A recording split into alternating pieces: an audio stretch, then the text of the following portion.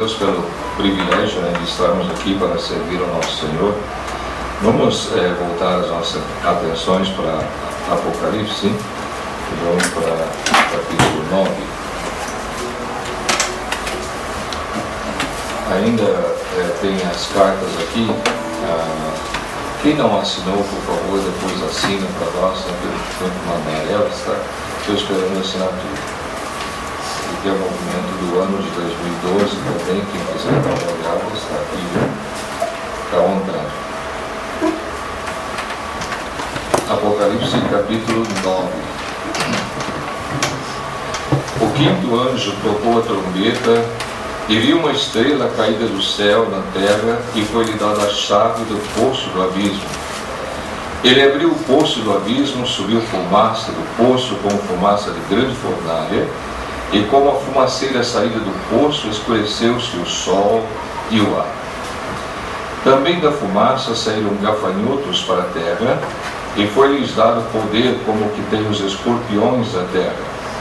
E foi-lhes dito que não causassem dano à erva da terra, nem a qualquer coisa verde, nem a árvore alguma, e tão somente aos homens que não têm o selo de Deus sobre a fronte. Foi-lhes também dado que não que os matassem, e sim que os atormentassem durante 5 meses, e o seu tormento era como o tormento de escorpião quando fere alguém. Naqueles dias os homens buscarão a morte e não acharão. Também terão ardente desejo de morrer, mas a morte fugirá deles. O aspecto dos gafanhotos era semelhante a cavalos preparados para a peleja. Na sua cabeça havia como que coroas parecendo de ouro, e o seu rosto era como o rosto de homem. Tinham também cabelos como cabelos de mulher, os seus dentes como dentes de leão. Tinham couraças como couraças de ferro, e o barulho que as suas asas faziam era como o barulho de carros de muitos cavalos quando correm a peleja. Tinham ainda cauda como escorpiões e ferrão. Na cauda tinham poder para causar dano aos homens por 5 meses.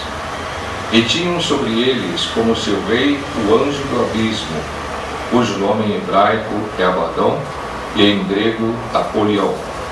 O primeiro ai passou. Eis que depois destas coisas vem ainda 2 ais.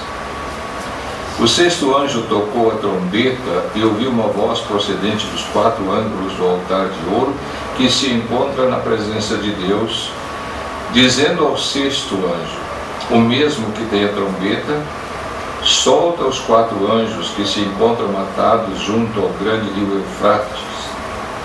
Foram então soltos os 4 anjos que se achavam preparados para a hora, o dia, o mês e o ano, para que matassem a 1/3 parte dos homens.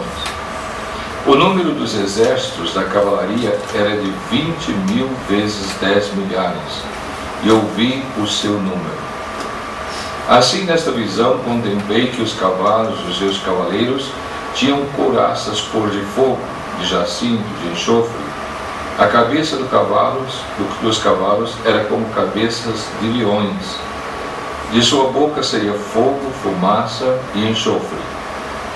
Por meio desses 3 flagelos, a saber, pelo fogo, pela fumaça e pelo enxofre, que saíam da sua boca, foi morta a 1/3 parte dos homens, pois a força dos cavalos estava na sua cauda, na sua boca e na sua cauda, porquanto a sua cauda se parecia com serpentes, e tinha cabeça, e com ela causavam dano. Os outros homens, aqueles que não foram mortos por esses flagelos, não se arrependeram das obras das suas mãos, deixando de adorar os demônios e os ídolos de ouro, de prata, de cobre, de pedra e de pau, que nem podem ver, nem ouvir, nem andar. Nem ainda se arrependeram dos seus assassínios, nem das suas feitiçarias, nem da sua prostituição, nem dos seus furtos. Que o Senhor acrescente a sua bênção a esta leitura da Sagrada Palavra. Nós já estivemos olhando para a quinta trombeta e já aprendemos algumas coisas, e nós vamos hoje então aproveitar o tempo para nós continuarmos um pouquinho mais nesse capítulo 9, que sem dúvida, para quem estuda a profecia e pensa naquilo que realmente vai acontecer, é muito bom olhar para a Bíblia, para esse capítulo, né, e ver o que está adiante de nós, né? Nós temos então observado que João, ele viu uma estrela caída do céu à terra. A estrela, ele viu ela caída, ele não viu a estrela cair. E é interessante a gente observar que quando João está falando sobre o assunto, né, ele menciona que o quinto anjo abriu a trombeta, e aí ele já viu, né, essa estrela caída na terra. E nós temos então observado outro dia, não é, como quem é essa estrela, o que ela representa, né, e de fato é muito importante para nós. Nós temos observado que essa estrela não é outra pessoa senão o próprio Satanás, né? E quando nós olhamos para a palavra de Deus, nós vimos que vai haver um momento, nós olhamos para o capítulo 12, né? E nós vimos que haverá um momento quando haverá uma batalha no céu, e Miguel e os seus anjos vão expulsar o diabo e os seus demônios ali, né? Então nós mencionamos que hoje ainda Satanás tem acesso ao trono, à presença de Deus, né? Ele entra junto com os anjos que entram ali na presença do Senhor. E nós vimos isso quando estávamos estudando o livro de Jó na escola dominical, né? Foi um estudo muito bom que nós tivemos. E nós vimos como Lúcifer, mas Satanás agora, né, entraram na presença de Deus e acusavam Jó. Mas quando nós chegamos no capítulo 12, então nós vemos nesse capítulo 12 uma batalha nos céus, né? E Satanás foi expulso dali. Ele não tem a partir desse momento, né, mas o privilégio de entrar onde Deus está, porque ele foi vencido por Miguel, pelos anjos, e ele foi lançado para a terra. E quando João quando João menciona no capítulo 9, início, ele fala que ele viu a estrela caída, né?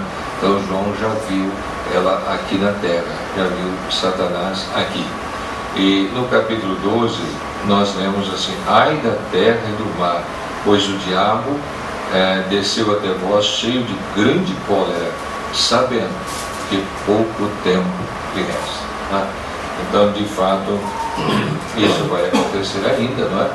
Não aconteceu, mas nós temos que estudar a palavra, nós temos que tomar conhecimento dos fatos, né?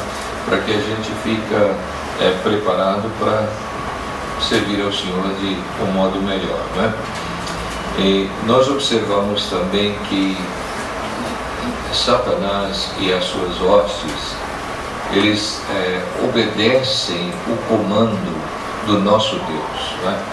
E nós às vezes achamos que Satanás tem muito poder, né?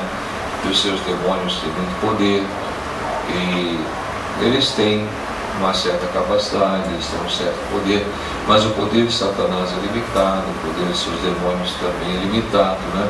E a noiva, que é a igreja de Cristo, ela tem um poder superior ao próprio diabo, aos próprios demônios, né? Por isso a gente não precisa ter medo de nada, né? Nós não precisamos ficar chamando as pessoas e pondo a mão e jogando demônio nelas para elas caírem no chão.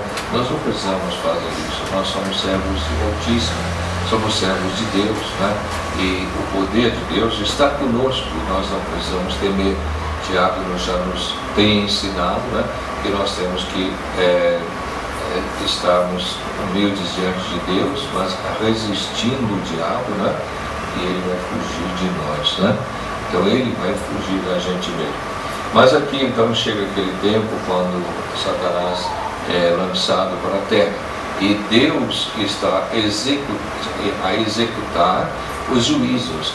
Então esses juízos estarão acontecendo, né, por ordem de Deus, e é bem provável que seja da metade da tribulação para frente, né? Nós já estudamos as 70 semanas, nós vimos que falta uma semana no plano profético, né? E essa semana de 7 anos é a tribulação que nós encontramos na palavra, e a segunda parte desses 7 anos, a grande tribulação. Então, quando nós chegamos nesta fase daqui da trombeta, então Satanás já está lançado na terra, mas ele agora tem que atender aos planos de Deus. Por que nós falamos assim, né? Porque ele recebe a chave do poço do abismo. E nós lemos aqui que a chave lhe foi dada, né? Satanás não tem a chave do poço do abismo. Ele não tem.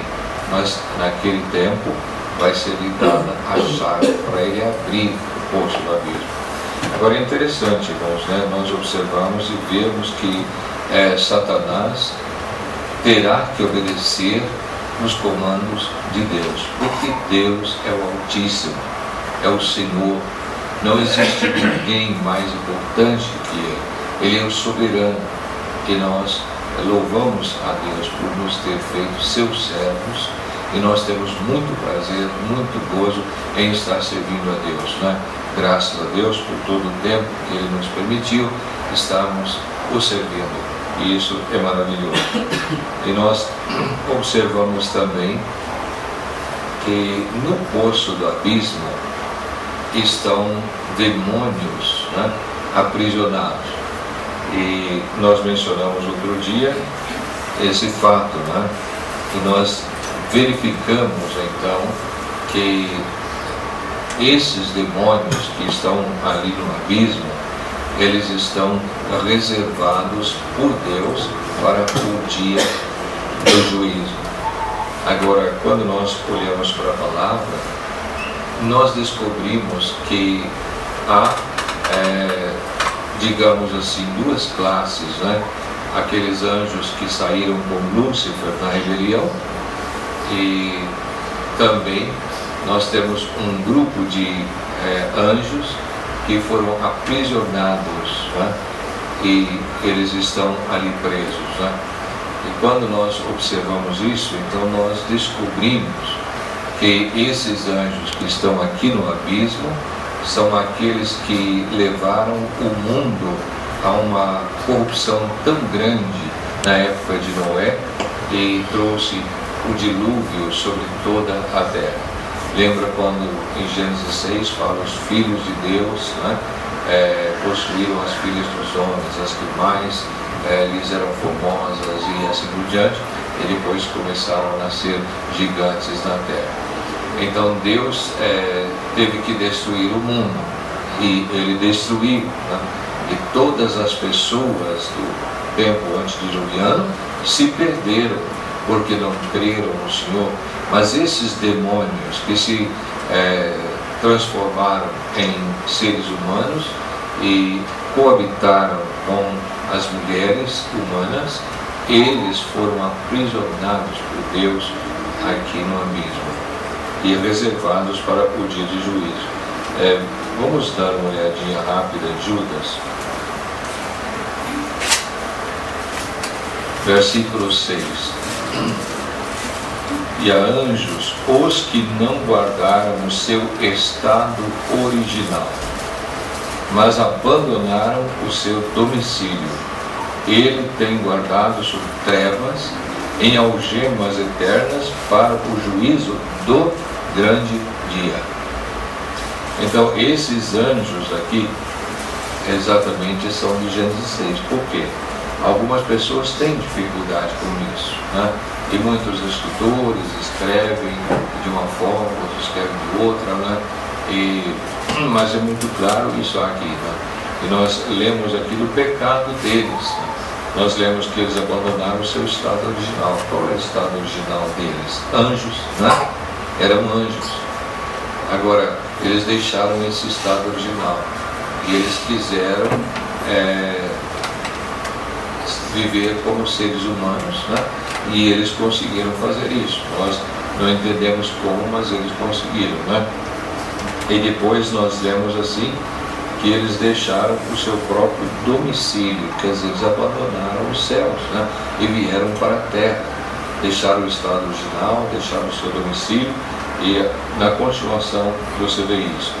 Como Sodoma, como liga o assunto anterior com o que vai seguir. Como Sodoma e Gomorra e as cidades circunvizinhas que, havendo-se entregue à prostituição como aqueles, né? Então o pecado desses anjos foi exatamente o pecado de prostituição, o pecado moral, né? E nós, seguindo após outra carne, o que seguindo após outra carne, né? Foram postos, por exemplo, de fogo, sofrendo punição. Então que eles deixaram o seu estado original, deixaram o seu domicílio, né?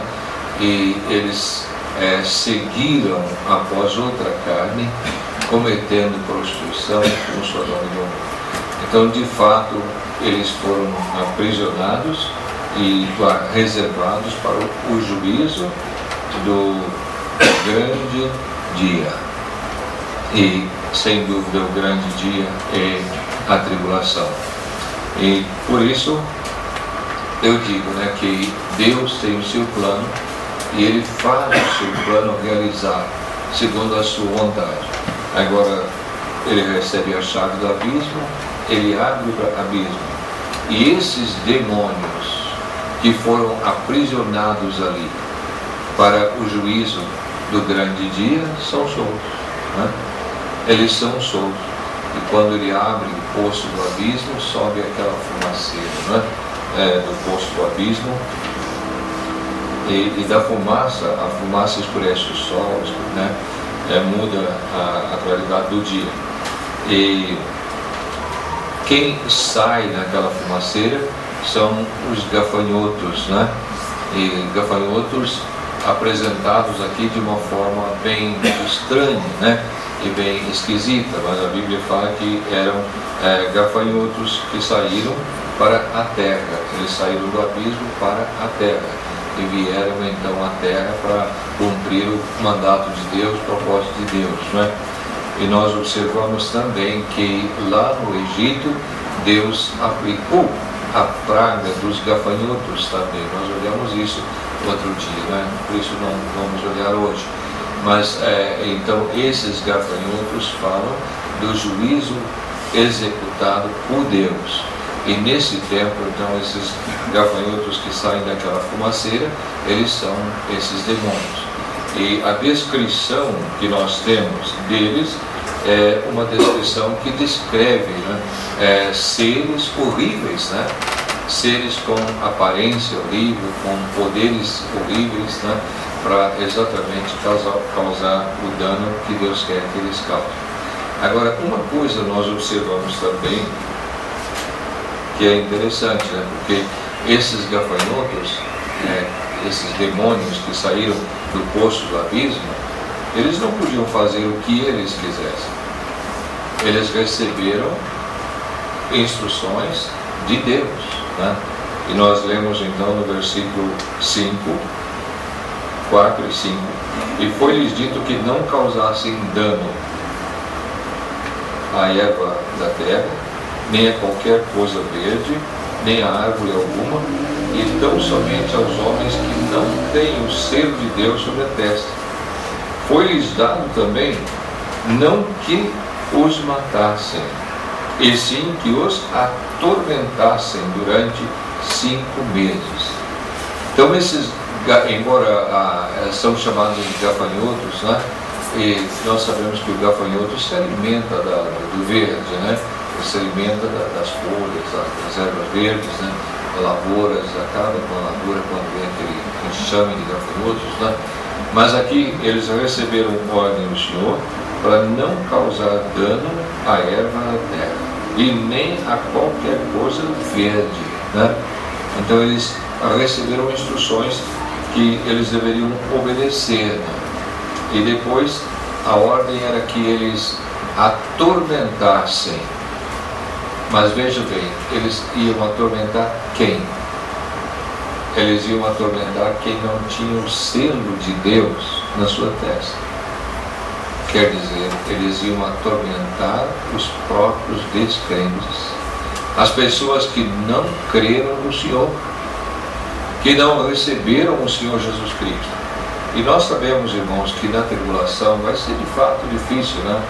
E porque quase, diríamos a maioria, né, de todos aqueles que se convertem a Cristo, eles têm que morrer pela sua fé. A besta vai matando, vai eliminando os crentes, né? Então é uma época bastante difícil. E quando a pessoa chega a dizer eu sou um crente, ele é mesmo, né? Ele entregou o coração ao Senhor mesmo, ele está disposto a enfrentar o sofrimento, a morte, por causa de Cristo. Não é como hoje, né? Que a pessoa fala assim, eu sou crente, né? Eu sou crente, mas é só isso saindo da boca, né? Aí quando vem uma pequena dificuldade, quando vem um pequeno problema, a pessoa já abandona a igreja, já abandona os caminhos de Deus, né? Será que é crente mesmo? Então, se nós estivéssemos vivendo um período como o período da tribulação, quando a pessoa confessando Cristo como seu Salvador, ele tem que morrer, será que nós confessaríamos? Será que nós ainda diríamos, eu sou crente, aconteça o que acontecer, eu sou crente? Ou nós diríamos, não. Aí eu falei que eu era crente porque, né? Dá aquela desculpa, despista, né? Então, irmãos, é bom a gente pensar, porque a pessoa que é salva mesmo. A pessoa que é do Senhor é do Senhor mesmo, né? Ele pode vir o que for, né? E sabemos que na tribulação vai haver muito sofrimento, hoje já tem, né? Já tem muito sofrimento, só você pesquisar e você vai descobrir, né? Vai descobrir que muitos países perseguem os cristãos, não só os países, né? Mas a própria família dos muçulmanos, né? Eles perseguem quando uma pessoa confessa Cristo. Então, quando uma pessoa diz eu sou crente, ele é crente mesmo, né? Ele não está falando porque ele tem um interesse numa moça, ou um interesse no moço, né? Ou como acontece hoje, né? Mas a pessoa fala, eu sou crente porque está querendo namorar uma moça da igreja, né? Ou ela fala, eu sou crente porque está querendo namorar um moço da igreja. Então existe toda essa, eu ia dizer hipocrisia, não sei, né? Se a palavra é pesada, mas existe toda essa intenção por trás do confessar, às vezes, Cristo como Salvador. Então outros confessam porque acham que vão ficar ricos, que vão ter uma vida com mais saúde, que vão assim. Então as pessoas têm tudo isso aí, né, diante deles. Mas lá não. Você vai na China, na verdade, você vai no Paquistão, você vai no Líbano, você vai naqueles países dos muçulmanos, e você vai ver crentes ali sendo presos, crentes sendo maltratados, né? Crentes morrendo pela fé. Hoje, irmãos, né? Não é na tribulação, não, é hoje que nós temos isso, né? E você fica horrorizado quando você vê o que eles fazem com os crentes, né? Então nós sabemos que nós estamos aqui, uma ampla liberdade, muito gostoso, né? Nós podemos servir a Deus com toda a liberdade. E muitas vezes nós não aproveitamos o tempo e a liberdade que temos. Isso é verdade, né? Então nós precisamos aproveitar a liberdade que tem para servir o Senhor melhor. E se amanhã vier uma situação como essa, nós vamos dizer, eu morro, mas eu não nego meu Senhor. Não é verdade? Quando eles colocaram Policarpo lá para ser queimado, houve um milagre e na verdade o fogo não queimou o Policarpo, né? Aí eles mataram ele com espada. Mas Deus fez isso para mostrar para eles que aquele homem era de Deus, né? Era de Deus. Então é interessante a gente pensar no fato que Deus sempre está conosco, né? Policarpo, eu creio que ele não pediu que Deus libertasse. Deus fez aquilo para mostrar que aquele homem era um servo dele, né? Então, quando chegar o momento, será que nós vamos dizer sim, eu sou um servo de Deus, custo que custar, não é? Ou nós vamos dizer, não, eu ia lá porque é necessário, né? Então, eu me lembro quando eu não era crente, eu ia para a igreja com meus pais, eu fui, né? Desde a idade de 6 anos, quando meu pai se converteu, a gente passou a frequentar a casa de oração e a gente ouviu os ensinos todos os dias, né?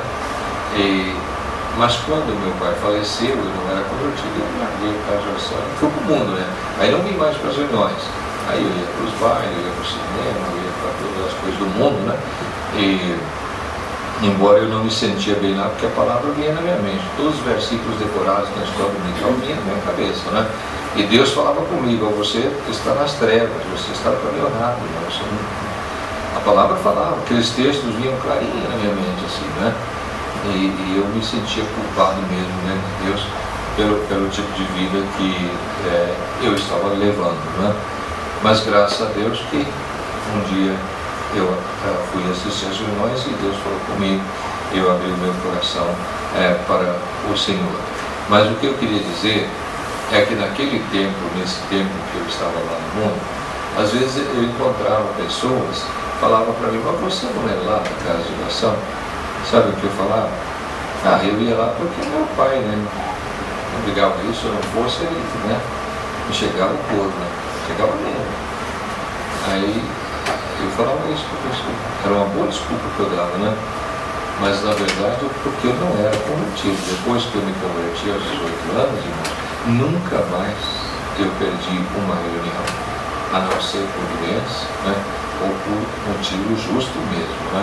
Uma dorzinha de cabeça, uma coisa de mal-estar, isso não me tirava de reunião, nunca me tirou, né? Cansaço, né? Às vezes chego de uma viagem, 2 dias, uma noite, assim, no ônibus, né? Vem para a reunião, na verdade. Não tem porquê, né? Nós somos servos de Deus, então eu admiro muito quando o crente fica em casa e não vem na reunião para os seus irmãos se reunidos. Isso eu acho uma barbaridade. Você me desculpa falar isso, mas eu estou sendo sincero, né? Estou falando o que eu sinto. Mas a gente precisa, então, lembrar, e realmente às vezes acontece assim. Então, nessa época é bastante difícil, mas os demônios estarão atendendo a ordem de Deus. Eles iam causar o sofrimento nos que não eram do Senhor.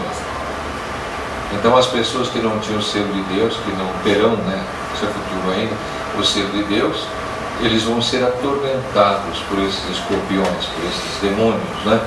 E o tormento vai durar 5 meses. A dor é como mesmo a dor de um escorpião, diz a palavra, né? Nós sabemos que a dor de um escorpião é muito difícil, né?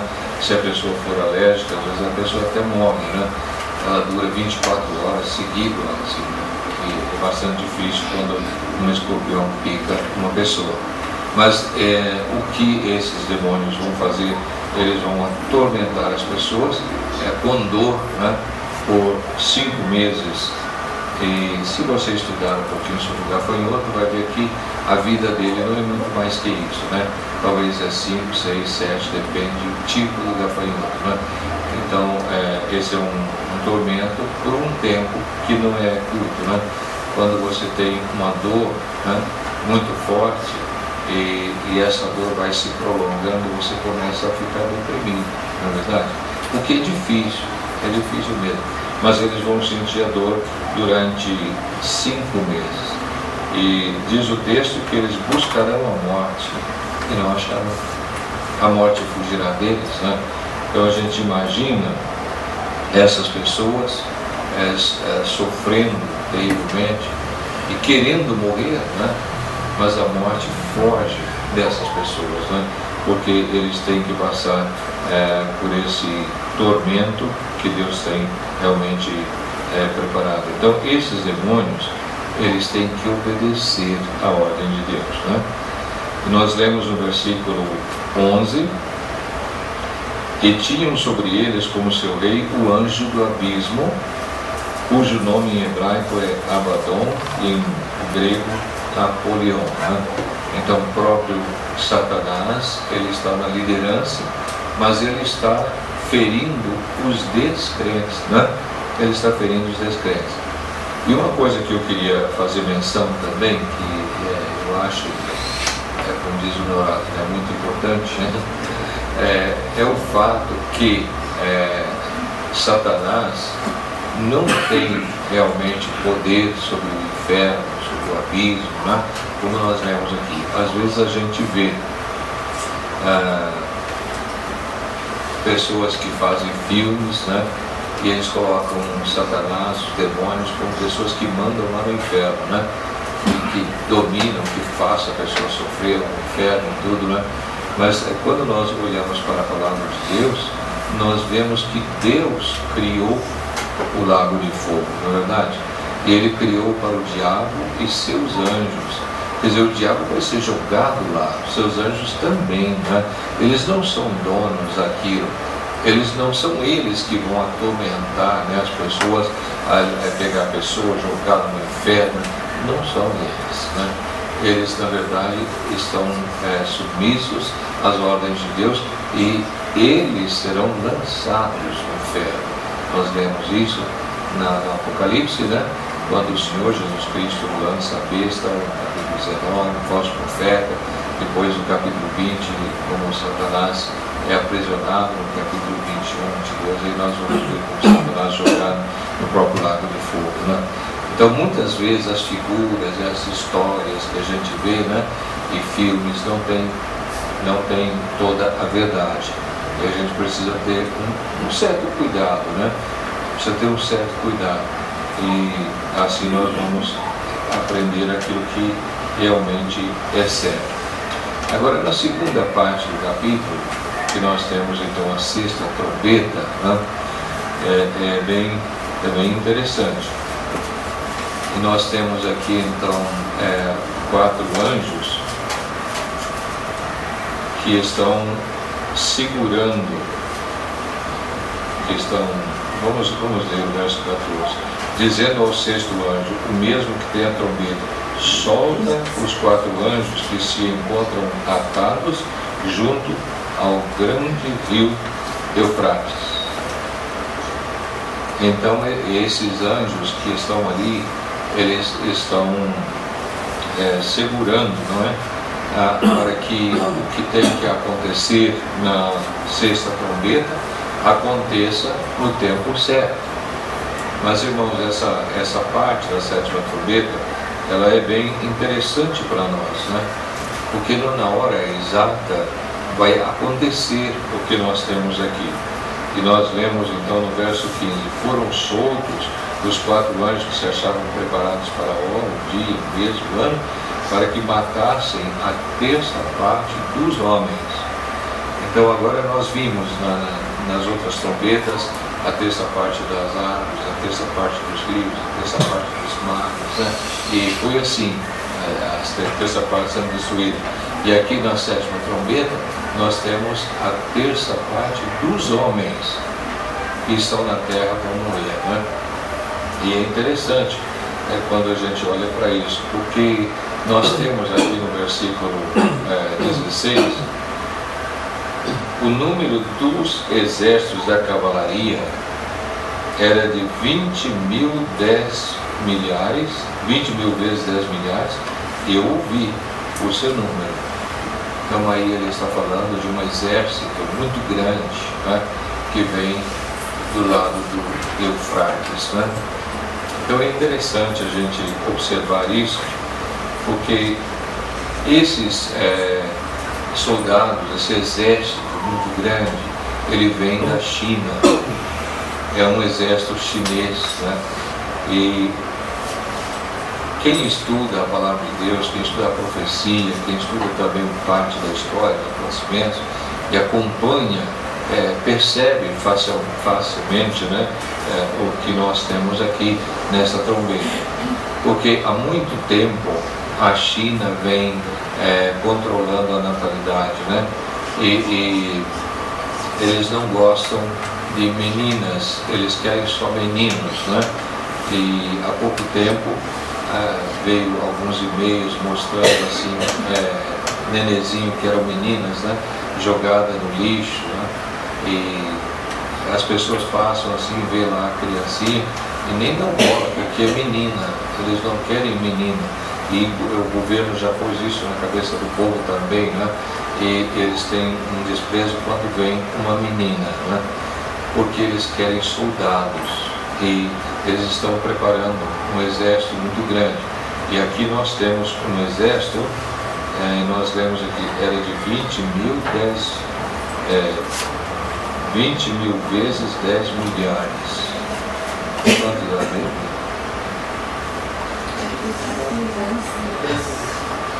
20 mil vezes 10 milhares, né? É o número. Um exército de 200 milhões de soldados. Então é fantástico, né? Mas a China está se preparando, né? E nós lemos aqui que os 4 anjos que estão além do Eufrates, eles estão segurando isso, né? E vão soltar na hora certa. E esse exército então vai eliminar a terça parte dos homens na terra. Então nós podemos imaginar como vai ser, né? Essa época vai ser difícil, né? E nós lemos aqui da visão que João teve, né? No verso 17 ele diz: olha, contemplei, assim nessa visão, contemplei que os cavalos e os seus cavaleiros tinham couraças cor de fogo, de jacinto e enxofre. A cabeça dos cavalos era como cabeça de leões, e da sua boca saía fogo, fumaça e enxofre. E por meio desses 3 flagelos, a saber, pelo fogo, fumaça e pelo enxofre, que saía da sua boca, foi morta essa parte dos homens, né?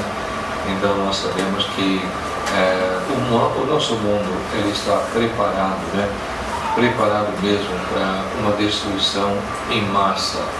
E vários dos países, né, da Europa, eles têm condições de eliminar o mundo todo, né, em apenas alguns minutos. Aí você pesquisa quantas bombas nucleares os Estados Unidos têm, né? A China tem, o Japão tem, a Inglaterra tem, né? E você vai descobrir então que de fato na tribulação haverá uma terceira guerra, e nessa terceira guerra o mundo vai passar por essa destruição que já foi profetizada por Zacarias, que nós já temos mencionado, né? Então nós estamos vendo diante dos nossos olhos esses acontecimentos, e nós não podemos, irmãos, ignorar, não é? Não podemos ignorar. Quando o texto, a 7ª trombeta, o relato termina aqui, então nós lemos que as pessoas, mesmo enfrentando esse sofrimento terrível, esses flagelos, né, eles não deixaram de adorar os demônios, os ídolos de ouro, de prata, de cobre, de pedra, de pau, e que nem podem ver, nem ouvir, nem andar. Nem ainda se arrependeram dos seus assassínios, das suas feitiçarias, nem da sua prostituição, nem dos seus cultos. Então, na verdade, nós estamos vivendo isso já aqui nos nossos dias. Uma idolatria tão grande, né? Tão imensa.